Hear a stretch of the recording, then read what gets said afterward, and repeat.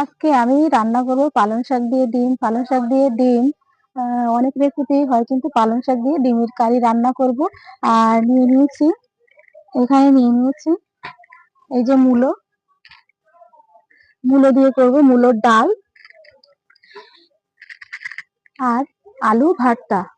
এই তিনটে রেসিপি আজকে আমি তোমাদেরকে করে দেখাবো। প্রথমে আমি কড়াইটা বসিয়ে দিচ্ছি, ডিম আর আলুটা সিদ্ধ করে নেব।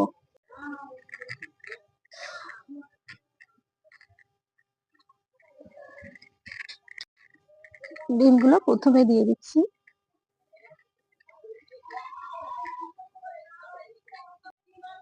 আলুগুলো আমি ভালো করে ধুয়ে নিয়েছি, এবার আলুগুলো ডিমের সঙ্গে সিদ্ধ করে নেব।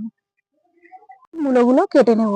এই যে এরকম লাল মূলো নিয়েছি, তোমরা সাদা মূলো দিয়েও করতে পারো। ডালের জন্য মূলো কেটে নিচ্ছি।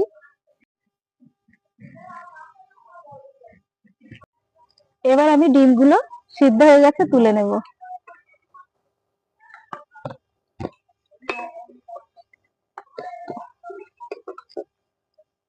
আলুগুলো একটু শক্ত আছে, এর জন্য আরেকটু সিদ্ধ করে নেব। আলুগুলোও সিদ্ধ হয়ে গেছে, এবার নামিয়ে নিচ্ছি। টাটকা পালং শাক, এটাকে আমি দেখো পুরো পরিষ্কার করে রেখে দিয়েছি, ধুয়েও রেখে দিয়েছি। এবার আমি এগুলো সিদ্ধ করে নেব, হালকা ভাপিয়ে নেব।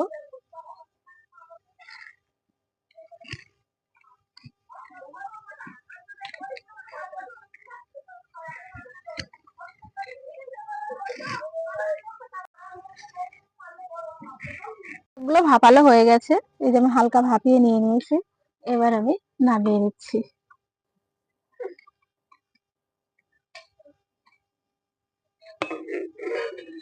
এবার আমি ডালটা রান্না করার আগে কিছু গোটা মশলা রোস্ট করে নেব। দিয়ে দিচ্ছি মৌরি,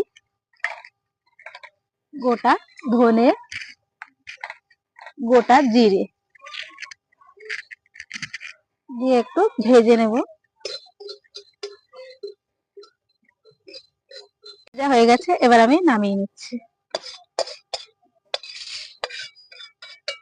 কড়াইতে দিয়ে দিয়েছি সর্ষের তেল। এবার আমি মূলোটা ভেজে নেব। হ্যাঁ,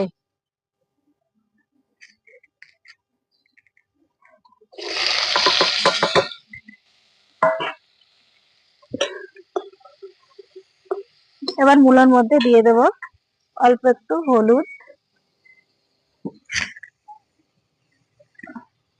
আর লবণ দিয়ে মূলোটা একটু ভেজে নিচ্ছি। মূলো ভাজা হয়ে গেছে, এবার আমি এর মধ্যে দিয়ে দেবো অল্প একটু গোটা এই গুঁড়ো জিরে দিলাম। দিয়ে এবার ধুয়ে রাখা মুসুরির ডাল দেব।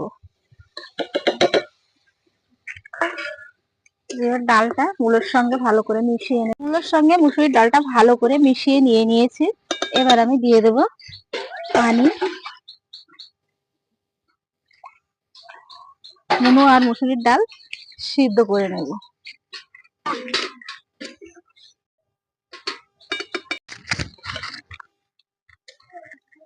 ডাল মূলো সব একসঙ্গে সিদ্ধ করে নিয়েছি, এবার নামিয়ে নেব।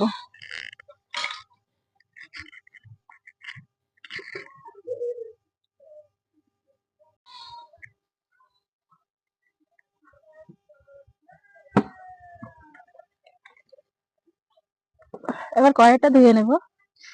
কড়াইয়ের মধ্যে দিয়ে দিয়েছি সর্ষের তেল। তেলটা গরম হয়ে গেছে, এবার আমি দিয়ে দেবো ফোড়নের জন্য গোটা শুকনো লঙ্কা, তেজপাতা আর পাঁচফোড়ন।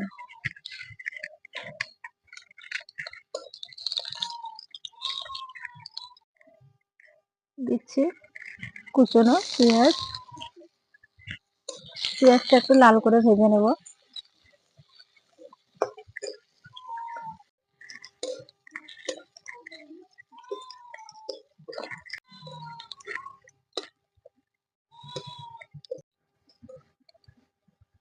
পেঁয়াজ লাল লাল করে ভাজা হয়ে গেছে, এবার আমি ডালটা দিয়ে দেবো।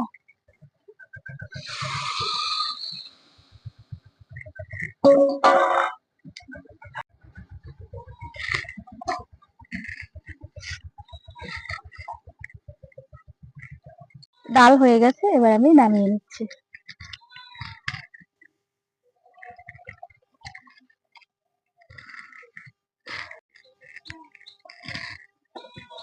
এবার আমি কড়াইতে ডিমগুলো ভেজে নেবো তেলের মধ্যে।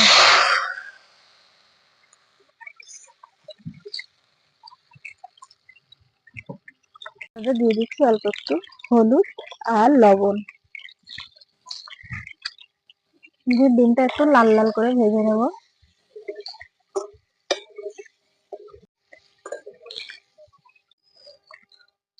ডিমগুলো লাল করে ভেজে নিয়েছি, এবার আমি নামিয়ে নেব।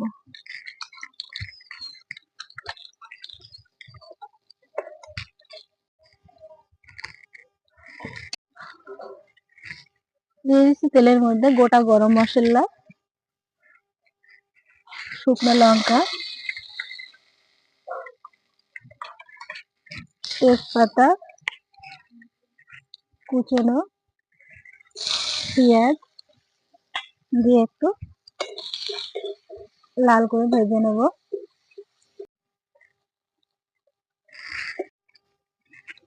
এবার আমি দিয়ে দিচ্ছি বেটে রাখা আদা রসুন,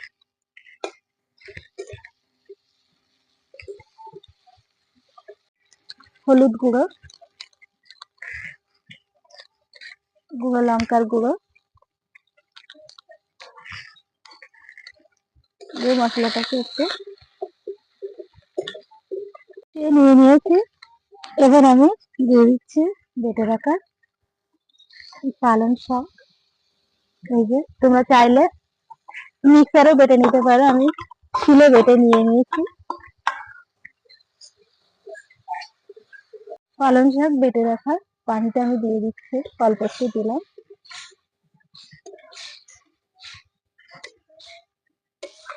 আমি দিয়ে দিচ্ছি লবণ,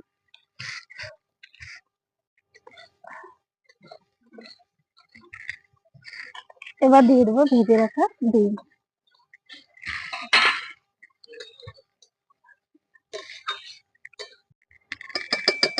এবার আমি ভেজে রাখা মশলা দিয়ে নামিয়ে নিচ্ছি।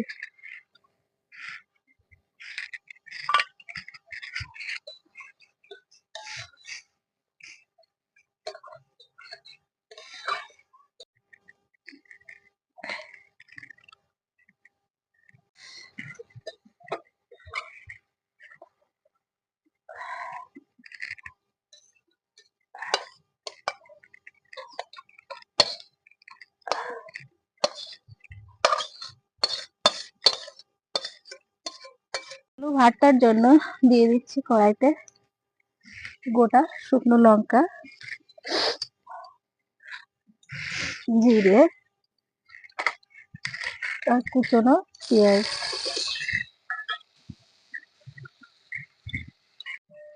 এগুলো একটু লাল লাল করে ভেজে নেব।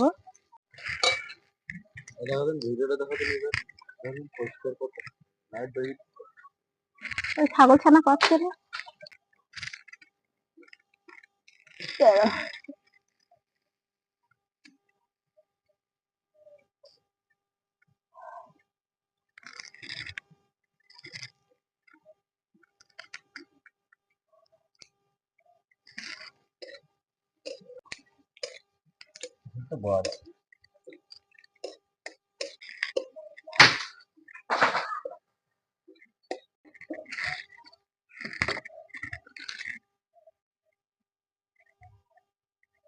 এবার এর মধ্যে নিয়ে নিয়েছি একটু লবণ।